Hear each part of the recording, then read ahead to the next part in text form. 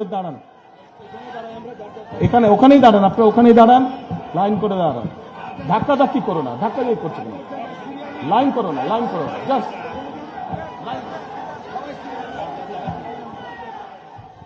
এই যে আপনাদের সামনে 24 জন ব্যক্তি দাঁড়িয়েছে, 24 জন মানুষ দাঁড়িয়েছে, প্রত্যেকের হাতে দেখেন ধানের শীষ, দেখছেন? চেনেন এই 24 জনকে? এই 24 জনকে দায়িত্ব দিয়ে গেলাম এই 4 জেলার উন্নয়ন করার জন্য। তাদের হাতে ধানের শীষ দিয়ে তাদেরকে আমি দায়িত্ব দিয়েছি। এখন আপনারা আপনাদের দায়িত্ব বুঝে নিতে হবে তাদের কাছ থেকে। পারবেন?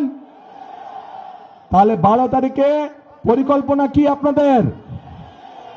ধানের শীষে ভোট দিতে হবে। বসেন নেতৃবৃন্দ, এরা সবাই আছে ধানের শীষের লোক, এদেরকে জিতিয়ে আনতে পারলে আমরা ওই কাজগুলো সব করতে পারবো। জিতিয়ে আনতে পারলে আমরা ওই কাজগুলো সব করতে পারবো, কিন্তু এদেরকে জিতাতে হলে আপনাদেরকে এগিয়ে আসতে হবে। আপনারা এগিয়ে আসলে ধানের শীষ জিতবে, আপনারা এগিয়ে আসলে ধানের শীষের পরিকল্পনাগুলো সব জনগণের জন্য বাস্তবায়িত হবে, দেশের মানুষের জন্য বাস্তবায়িত হবে। প্রিয় ভাই বোনেরা, আরেকটি পরিকল্পনার কথা আপনাদেরকে বলতে চাই।